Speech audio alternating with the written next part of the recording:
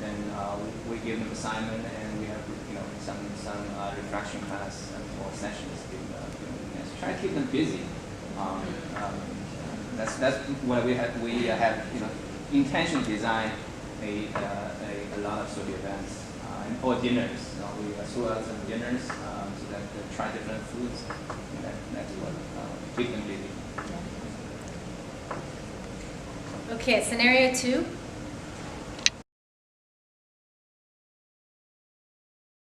Faculty member who's a first timer leading a program abroad and having to deal with these issues of on the ground of navigating group dynamics, students with different interest levels in engaging, which is a constant and something that all first timers kind of come up with. What of those of you that read over this, can you think of some things that this faculty member could do as interventions in this scenario?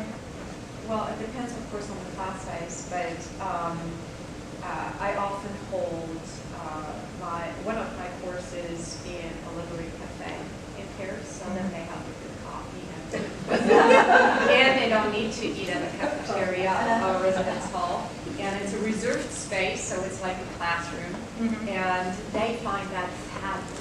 So it is, everybody is catered to, those who like the coffee and those who are the serious students. Yeah, good.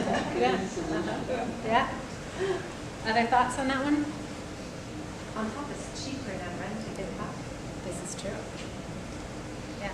CELT has a mid-semester feedback form that you can give students, and I recommend it even in your regular courses where halfway through you can we've provided just a few questions, and it was developed by students, and it's an opportunity to get feedback. But I find that students are sometimes surprised to realize that you actually do care, that you are receptive to their feedback and that you can change things as needed or modify, or the group conversation they have about what's working or not working, that they hear from each other, not just sort of like in little snarky side conversations, but like actually as a class as a whole. So I don't know, you could even almost use a form like that halfway through, and it's like, okay, I'm sensing, that I need to get a little feedback from you guys on how this is going, and then as they kind of talk it out with each other, some of this might be able to get resolved just as they sort of come to some kind of compromise about what it is that they want. Yeah. And to know that you've heard it. Yeah, great. Yeah, so in this scenario, I think that kind of, this is an example of one of those scenarios that having reflection time pre and during can really mitigate this situation. And as a first timer, whether it's you or whether you're training someone that is about to be a first timer, it's not necessarily the first thought that so much attention needs to be given to group dynamics, so much attention needs to be given to kind of having the students reflect about the experience that they're having, and building that space in. So the space to do that, whether it's in evaluation, whether it's in group discussions, whether it's in the classroom or in co-curricular, is really important. And then this also speaks to your comment about kind of you are going to have groups with differing levels of ways in which they want to engage with the experience. And so you have to figure out ways to talk to the group, but talk to individuals as well. And experiential learning, the teaching environment of that asks of the professor a different way of engaging than perhaps you have done in the past in the classroom setting, where you really are kind of figuring out what that student's experience is and edging them along the needle. Yeah. Any other thoughts on that one? Okay, I just had a funny thought. Yeah. Could we plant a cool upperclassman in every experience, like as a student, quote unquote, and then they'd be like, because we've had those students who are the leaders of the group, kind of, and then they're like, hey guys, we're all going to go to this cool museum and do this, and it's not coming from the students. I think that would work. So Yeah. Well, there might be ways of identifying early, I think, leaders in your group that are setting the tone in ways that you want, and finding ways to empower them to take on those roles in ways that doesn't create awkward group dynamics. Yeah. Okay, 3, Senegal, the scenario 3 in Senegal. Okay, so for this scenario, this is really challenging. I think that thing that we discussed is that, you know, first of all, you don't want to invalidate the way the students are feeling. How they're feeling is valid, and that's a really, really tough experience that they're going through right there. I imagine that the tour guide telling them that they're white, even if they're not, and they don't identify as white, is completely kind of debasing and invalidating of their own identity and their feelings. However, we spoke about, you know, kind of the students coming from this place of feeling overwhelmed and angry and taking that into a meaningful conversation of discussing privilege and how, although how they identify is valid and true, you know, understanding the perspective of the local people who view them in a different way and how they're perceived by others, right? And so kind of helping them to understand why would someone view them in a different way than how they view themselves, and having a meaningful conversation and following up on that. But Annie, I know you were actually there. Yeah, this is actually my scenario. This Yeah. happened to me, right? So, yeah, and I think, you know, this, again, so one, this was the first time I'd been to Senegal. So the fact that anytime you run a program the first time, as much as you prepare yourself, things are going to happen that you don't expect. And so if I had known better what the climate was of arriving on Gorée Island, I would have done a much better job of setting up those students than we had that year that we went, just because I didn't realize what was going to happen upon arrival, even though I'd read about race in Senegal and that sort of thing. So I think one thing is that sort of awareness. So this happened, and having to deal with it in the moment, finding the time for that reflection, and working with it. That became a constant that then from that point on defined how we worked through the program, because those experiences impacted those students in ways that continued way past returning from Senegal, and they still write me about it. So that stuff continues. And then the second thing is that the need to constantly update. So the next time that we go to Senegal, much more intentional work will be done at the visit to Gorée Island, thinking particularly about what that experience will be, right?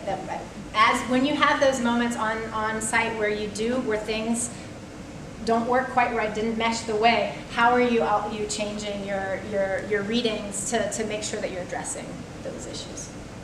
Yeah. Okay, scenario 4, Cuba. That was us.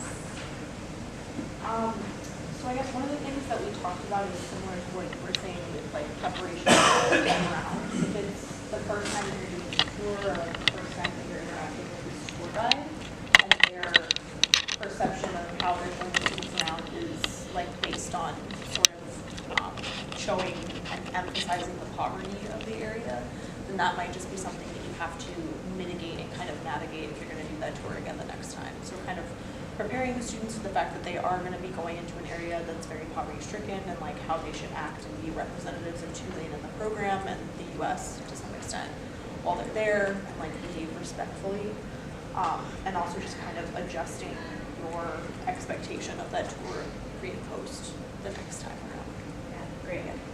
I would add too that this is a moment in all of our programs we should be thinking about social media and representation as well. That the photos that students are choosing are also, they're narrating an experience to an outside world. And so having a conscious discussion in all of our programs about what types of representations we're putting out. And so this would be a great moment to have that sort of intervention around how do we represent what is okay, what is not okay, and work that out with students. Yeah. This is not quite related, but on that order, I've been teaching the Cachiquel course now for 33 years in Guatemala, and part of that time, the genocidal war was continuing to go on. And we have a kind of course where half of the course is Cachiquel and the other half are gringos. And now we actually have some non-native Guatemalans also taking the course. But there were many times during the armed conflict when there was open and honest conversation going on in the class, which could get the teachers killed. It was repeated outside the classroom. And we handled that by making sure all the doors and windows were shut, and we made it absolutely clear to the students that anything that was said in there stayed in that room. It didn't go out on social media, and and it didn't even go in letters to parents or anything like that, that it was completely in the moment. Right. And for, it is incredibly important if you have the kind of class that I do, that you have the amount of trust among all the people there, because it's still today dangerous to expose yourself. Yeah, that's a really great point. And even in thinking about in certain locations, depending on where your country is, the identities that students are willing to share of themselves on social media, what is safe and not safe. So for example, our students studying in the Middle East that are LGBTQ, for example, that's not always safe to share on a larger audience. And so helping students work through that fact, because that's a very important piece of their identity, that they have to make a conscious decision about exposing or not exposing and the consequences of. So thinking about these things. Okay, scenario 6. About, sorry, 5. Scenario 5. Well, this case in Brazil shows that the students, I don't think it's about, I personally don't think it's about cultural difference, but about socioeconomic difference. And because we were discussing how this could have happened in New Orleans in a poor neighborhood, and the students may have graduated to this. So the students didn't have any understanding of the poverty and violence in favelas and the lack of cultural activities for youth and how that could lead to more violence, and the importance of having cultural activities organized with youth to take them out of the streets. So that was all I needed to know I think, to reinterpret the value of that club. Yeah, great. So it kind of comes down to preparation for it. Mm-hmm. But a lot of this, I mean, comes down to just cultural sensitivity, being prepared to be culturally sensitive. I also think, I do a lot of work in slums in Latin America, and I'm always concerned about certain type of visits to slum areas and voyeurism. And I wonder what was the purpose. If the students didn't have that preparation, what was the purpose? We did sophomore year of school I went to. But I was constantly amazed when we did trips that the other students in the group were going, oh, look at that. And I was like, this is like a mountain road in Tennessee. What are you going, oh, yeah. And it's a lot of the students don't know anything about our culture beyond their own very narrow preparation. So boxing is an incredibly important and empowering activity in a lot of American cities for a lot of people. And if you come from that background in the U.S., you would totally understand what was going on. And the problem is complete isolation. So you've got to do not just that this is a different culture. You've got to understand the purpose of the activity as an activity. Yeah. Well,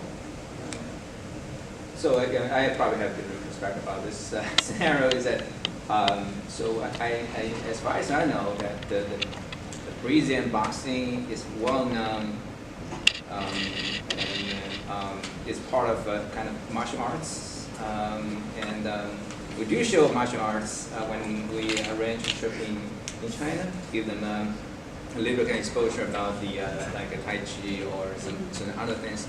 I'm not sure about whether or not that's the purpose for this trip. If it is talking about Brazilian boxing, they have a very very interesting movement in their boxing techniques. So I'm not sure it is a purpose, but certainly you need supporting the competencies of the whole program. Because that's part of this cultural competency. Then that may be okay, but you need to put them into the right context. well, Right, there are moments where students have to learn the moments where they can engage in these dialogues and the moments where it's not going to be productive for them or for the situation, and where it was not going to be safe too. There's a safety issue at times with these things. So helping them build that awareness, and then dealing with the emotions of it and realizing that those are real emotions, and how are we coaxing them